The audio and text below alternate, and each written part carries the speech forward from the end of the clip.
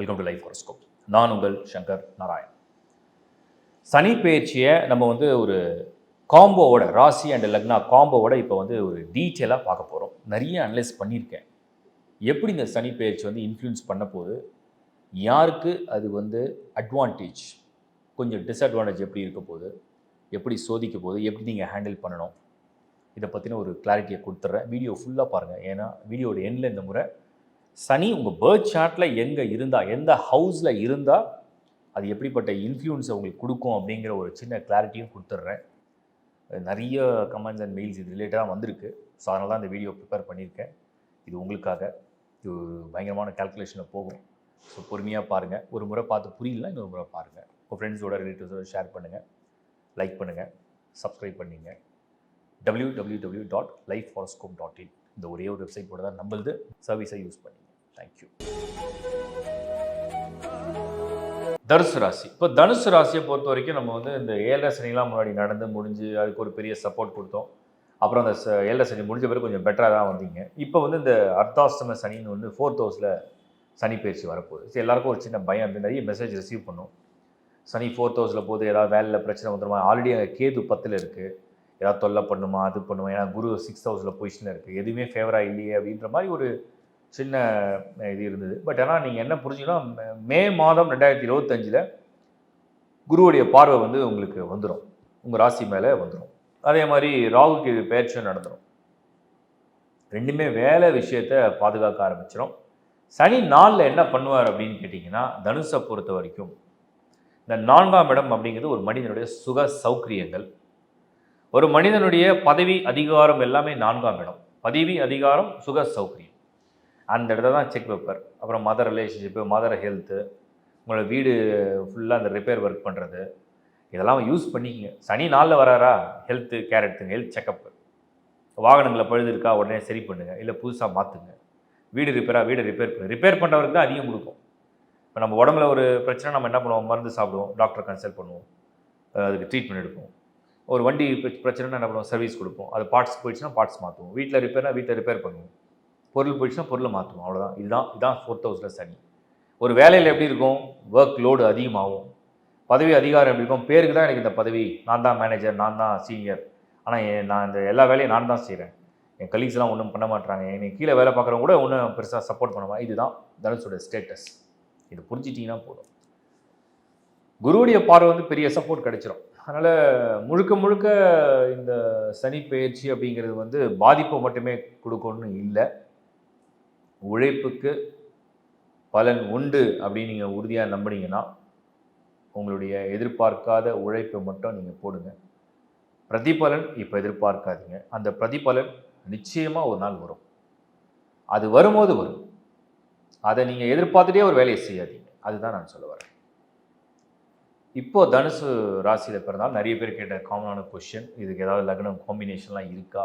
டிஃபால்ட்டாகவே நான் சொல்லிட்டேன், இந்த வருஷத்துலேயே நல்ல ஹைலைட்டிங் லக்னம் 2, ஒன்று ரிஷபம், இன்னொன்று மகரம். மகரம் ரிஷபம் லக்னத்தில் பிறந்து நீங்கள் தனுசு ராசியில் பிறந்திருந்தால் என்ன தான் தடை வந்தாலும், என்ன தான் உங்களுக்கு இழுபறியாக இருந்தாலும், என்ன தான் சூழலை அன்ஃபேவரான சிச்சுவேஷனை க்ரியேட் பண்ணாலுமே உறுதியில் ஒரு இறுதியாக ஒரு நல்ல பலன்களை நீங்கள் ஃபேஸ் பண்ணுவீங்க, நல்ல பலனை அடைவீங்க, மகிழ்ச்சி அடைவீங்க, அது எல்லாருக்கும் பகிர்ந்துப்பீங்க. அந்த மாதிரி ஒரு நல்ல சூழலை அது உருவாக்கும். இதுதான் தனுசு ராசியில் பிறந்து ரிஷபம் அண்ட் மகரம் லக்னத்தை பிறந்திருந்தால் நடக்கக்கூடிய பலன்கள்.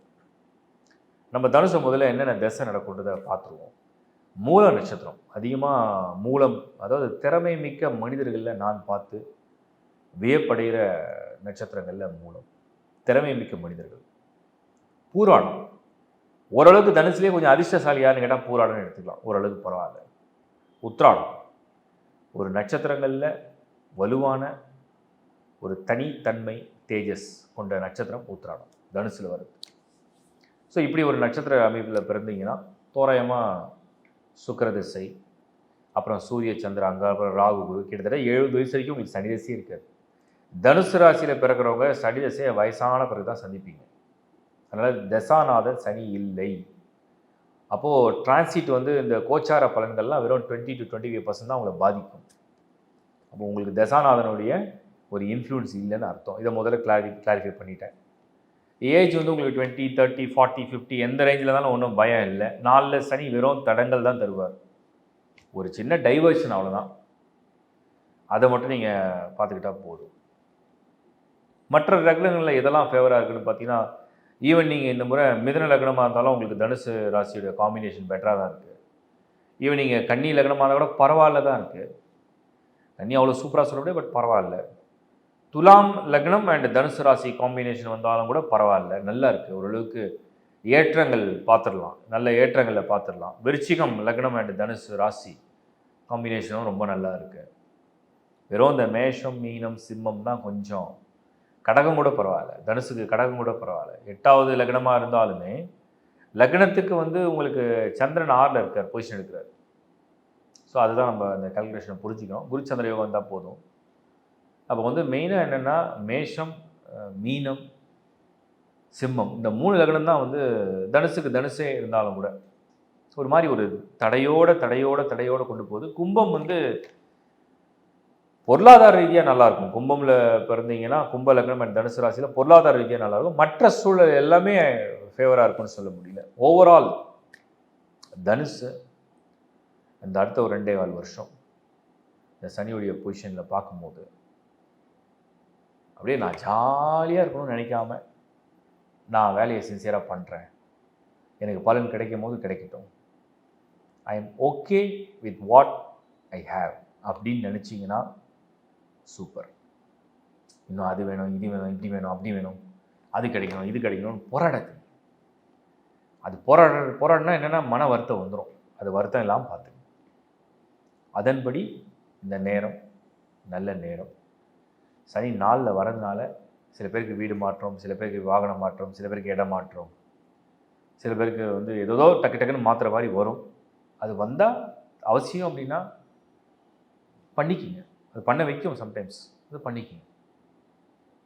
ஸோ இதோடைய காம்பினேஷனும் உங்கள் தசாபுத்தியும் பொருத்தி அது எப்படி இருக்குது, பர்த் சார்ட்டில் உங்களுக்கு லக்னாதிபதி எப்படி இருக்கார், தசாநாதன் யார், அவர் எங்கே இருக்கார், இதை பொறுத்து நீங்கள் பலனை புரிஞ்சுக்க பாருங்க. இதுதான் என்னுடைய பாயிண்ட்டாக நான் சொல்ல விரும்புகிறேன். அதனால் இது பெருசாக ரொம்ப பயப்படணுன்ற அவசியம் இல்லை. ஏன்னா எல்லோரும் கொடுத்த மெசேஜை பார்த்தேன். இது ஏதாவது சீரியஸ் ப்ராப்ளம் கொடுத்தோ ஹெல்த் கொஞ்சம் எக்ஸ்ட்ரா கேர் எடுத்து, இது வரைக்கும் எக்ஸசைஸ்னே எனக்கு என்னென்னே தெரியாதுன்னு நினச்சின்னா இனிமேல் அது கொஞ்சம் ப்ராக்டிஸ் பண்ணுங்க. வாழ்த்துக்கள். இப்போ வந்து சனி வந்து நம்ம ஒரு ஜென்ரலாக இந்த ராசி லக்னம் காம்போவை நீங்கள் பார்த்துட்டீங்க. பட் ஆனால் உங்கள் பர்த் சார்ட்டில் என்றைக்காவது நீங்கள் வந்து ஒவ்வொரு சனி பெயர்ச்சிக்கும் இந்த பலன்களை நோட் பண்ணாலும் கூட உங்கள் பர்த் சார்ட்டில் சனி எங்கே இருக்குன்னு என்றைக்காவது நோட் பண்ணியிருக்கீங்களா? அது மேஷத்தில் இருந்தால் நீச்சம், ரிஷபத்தில் இருந்தால் பரவாயில்ல, பட் ரிஷபம் கூட நல்ல இடம்னு சொல்ல முடியாது, பட் பரவாயில்ல. மிதுனத்தில் அது ஓகே. கடகத்தில் இருந்தால் சில பேருக்கு ஹெல்த்து ட்ரபிள் கொடுக்கும். சிம்மத்தில் இருந்து தான் சனி சிம்மத்தில் நின்றுடுச்சுன்னா அவங்களுக்குலாம் பார்த்தீங்கன்னா ஹெல்த்தில் வயிறு, செஸ்ட்டு ரிலேட்டடான இஷ்யூஸ் கொண்டு வரும்.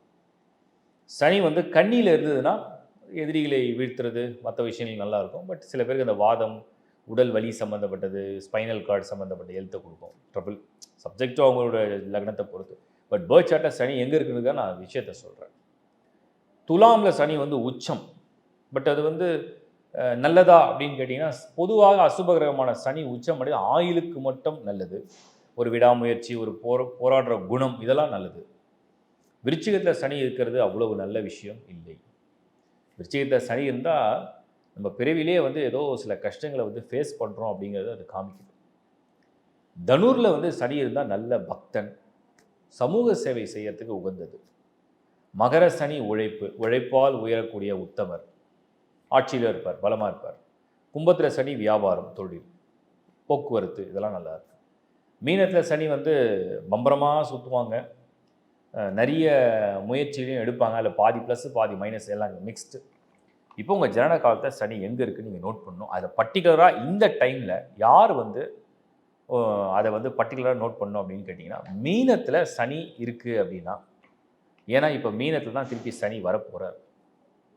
ஸோ அவருடைய பொசிஷன்லேயே அவர் வரப்போகிறாருன்னு அர்த்தம். அப்புறம் மீனமில் வேறு ஏதாவது கிரகங்கள் இருக்குது அப்படின்னா, உங்கள் சார்ட்டில் வந்து இந்த டோட்டல் ஹாரோஸ்கோப்பில் நீங்கள் ஒரு ஹாரோஸ்கோப் பார்க்குறீங்க, ராசி சக்கரம் பார்க்குறீங்க அப்படின்னா, நேட்டல் சார்ட்டில் இந்த பாக்ஸ் 12 ஹவுசஸில் லெஃப்ட் சைடு கார்னர் டாப்பு, அதாவது மேலே லெஃப்ட் சைடில் கார்னர் டாப்பில் அந்த பர்டிகுலர் பாக்ஸில் ஏதாவது ஒரு பிளானட் ஃபில் ஆயிருந்தால், அது சந்திரனாக இருக்கலாம், செவ்வாயாக இருக்கலாம், சூரியனாக இருக்கலாம், ஒருவேளை புதனாக இருக்கலாம், சுக்கிரனாக இருக்கலாம். மார்ச் மாதம் பிறக்கிறவங்களாம் புதன் சுக்கிரன் வர வாய்ப்பு இருக்குது. சூரியன் வந்து உங்களுக்கு தெரியும், தை, மாசி, பங்குனி மாதத்தில் தமிழில் பிறந்தீங்கன்னா சூரியன் வந்து மீனத்தில் இருக்கும். அப்போ அந்த மாதிரி ஒரு கேல்குலேஷனில் சொல்கிறேன்.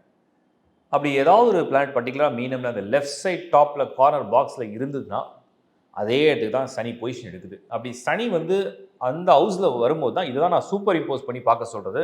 ஸோ உங்கள் பர்த் சார்ட் இப்படி இருக்குன்னா அந்த லெஃப்ட் சைட் கார்னரில் என்ன பிளானட் ஃபில்லாக இருக்கோ அங்கே தான் சனி போய் ப்ரெஷர் கொடுக்கும். அந்த பர்டிகுலர் பிளானட்டை போய் ஒரு அழுத்தம் அது கொஞ்சம் டிஸ்டர்ப் ஆகும். அந்த பர்டிகுலர் பிளானட்டுடைய அந்த கிரகத்துடைய தன்மையை அது வந்து திடீர்னு ஒரு ஃபோர்ஸ்ஃபுல்லாக செய்ய ஆரம்பிக்கும். இதுக்கு தான் நீங்கள் சில ரெமெடிஸை ஃபாலோ பண்ணிக்கணும். பட் அது ரெமெடி வந்து இண்டிவிஜுவலுக்கு மாறிட்டே இருக்கும். அது நம்ம அப்படி பிளைண்டாக சொல்ல முடியல. பட் பிரார்த்தனை அவசியம், வழிபாடு அவசியம், தான தர்மம் அவசியம். சனியை வந்து கூல் பண்ணுற விஷயங்களை நான் நிறைய அனலைஸ் பண்ணி பார்த்தேன்.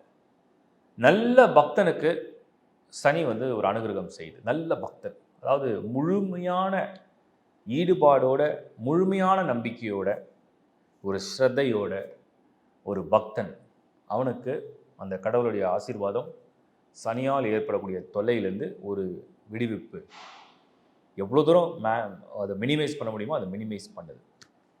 இது ஒரு பெரிய ரிசர்ச் பண்ணி பார்த்தேன்.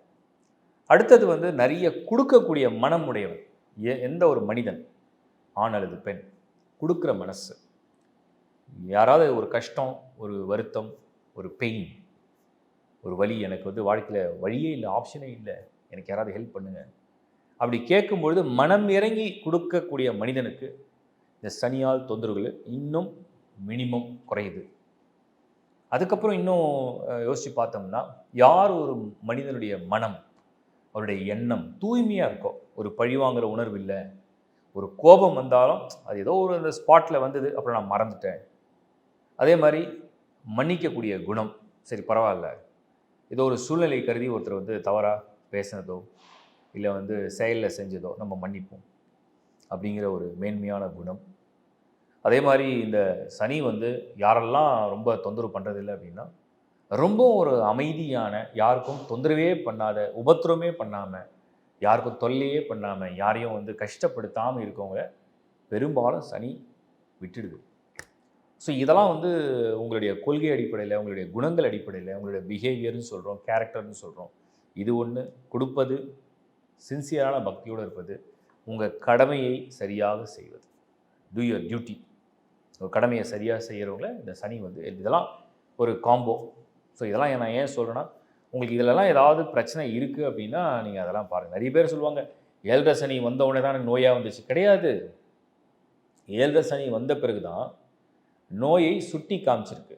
நோயை சுட்டி காமிக்கிறது வேறு, நோய் வருவது என்பது வேறு. நோயை சுட்டி காமினா உடம்புக்குள்ளேயே நீங்கள் வந்து எந்த விதமான பயிற்சியும் இல்லாமல் இருந்தீங்கன்னா 7.5 சனி வந்து அதை சுட்டி காமிக்கும். அடுத்தது வந்து நிறைய பேர் அப்போ விபத்தில் நாங்கள் ஏன் மாட்டினோம், 7.5 நிறைய பேர் கேட்ட காமனான கொஷின், விபத்தில் போய் நாங்கள் மாட்டியிருக்குமே, அப்போ 7.5 சனி ஏன் எங்களை பண்ணிச்சுன்னா, நீங்கள் உங்களோட டிரைவிங் ஸ்டைல் ஒன்று இருக்கும். இப்போ ரிஸ்கே எடுக்காமல் ரொம்ப சேஃபாக ட்ரைவ் பண்ணுறவங்க சில பேருக்கு அந்த ஸ்கில் இருக்குது. யாருக்கும் ஆபத்து விளைவிக்காமல் ரொம்ப அமைதியான முறையில், ரொம்ப பாதுகாப்பான முறையில் ஒரு நீட் அண்ட் க்ளீன் ஒரு டிரைவிங் ஸ்கில் இருந்ததுன்னா அவங்களுக்கு எல்லா காலத்துலேயுமே அதை அவங்கள காப்பாற்றும். யார் ஒருத்தர் கொஞ்சம் ஜிக்ஸாகாக, கொஞ்சம் இஷ்டத்துக்கு எதையுமே ஒரு பெரிய ரூல்ஸையோ எதையோ மதிக்காமல் அவங்கவுங்க போக்கில் இருந்தாங்கன்னா, இந்த சமயம் வரும்போது அது கரெக்டாக ஆபத்தை கொண்டு வரும். இவ்வளோதான் விஷயம். ஸோ இந்த புரிதலோடு உங்களை செல்ஃபாக யாருக்கெல்லாம் பாதிப்பு இருக்கோ கரெக்ட் பண்ணிக்கங்க, அதுவே கரெக்ட் ஆகிடும். இதுதான் நான் உங்களுக்கு டீட்டெயிலாக சொல்ல விரும்பினது. மீண்டும் ஒரு முறை ஒரு நல்ல வீடியோவில் கண்டென்ட்டில் சந்திப்போம். Is bye from Shankar Narayan. வணக்கம்.